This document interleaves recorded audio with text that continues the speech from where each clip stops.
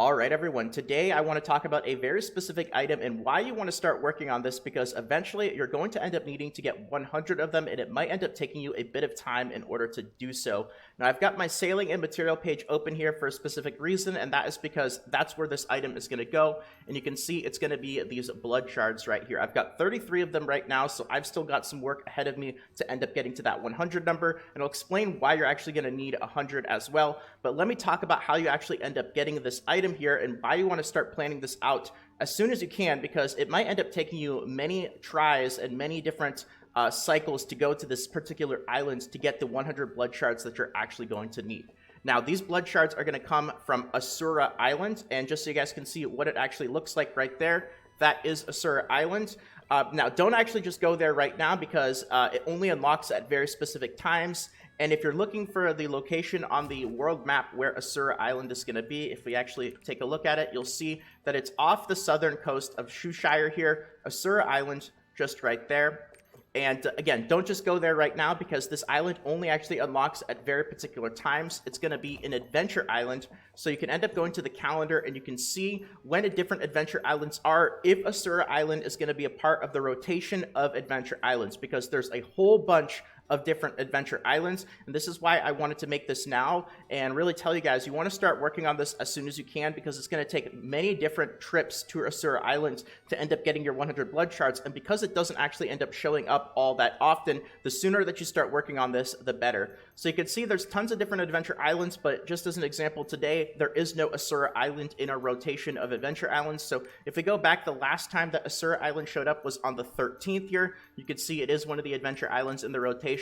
But even though we've got adventure islands going all throughout this week right here, you can see that Asura Island is actually not a part of the rotations again until we actually end up getting to the 18th. So many different days of adventure islands before Asura Island actually shows back up here. So here it is again on the 18th. So there's a 5-day gap there in between opportunities that you have to go to Asura Island. And considering it's going to take multiple trips for you to end up getting all 100 of these blood shards, this is something you really want to be on the lookout for and start doing as soon as you can, because even if you optimize this, it's still probably going to end up taking you several weeks to get the 100 blood shards that you're going to end up needing. Now, what's actually going on in Asura Island? What happens? How do you end up getting these blood shards, and what are they going to be used for? Well, let's get into that. So Asura Island is an adventure island. You can only end up doing one adventure island each day. Don't worry about that, though, because Asura Island isn't even going to show up every day. But when you do end up getting the opportunity to actually go to Asura Island, there's going to be 2 different types of events that actually happen there, and both of them are going to give you the opportunity to end up getting these blood shards.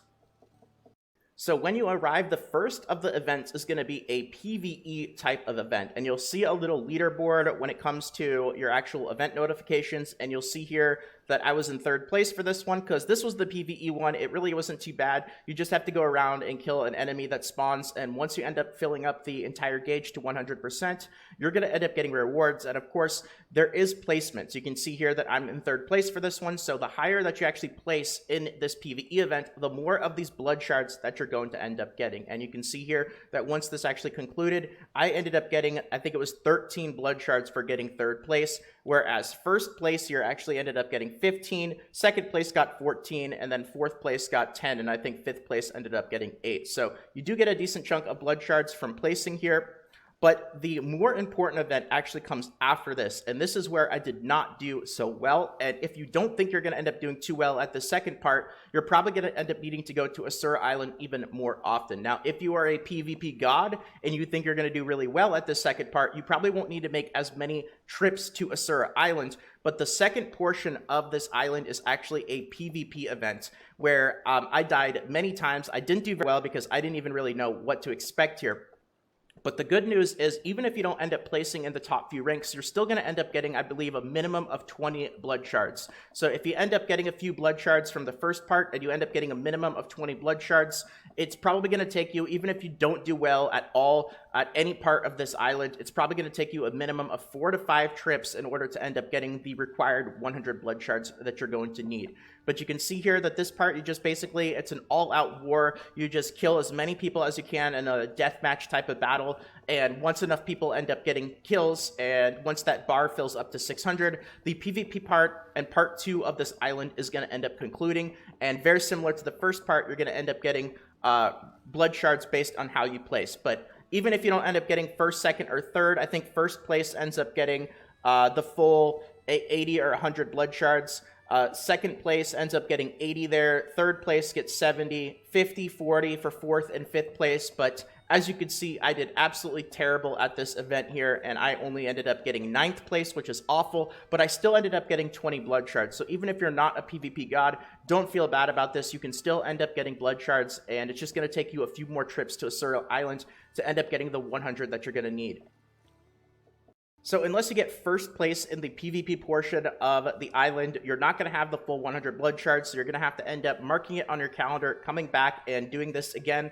But now when you end up getting 100 blood shards, what's going to happen is at the end of both of these events, there's going to be a vendor that actually unlocks on the island. And there's multiple different things that you can buy here, but it's really that first one that you want to be on the lookout for, and that first one that's going to cost 100 blood shards, that challenge of blood. And you can see the yellow exclamation mark.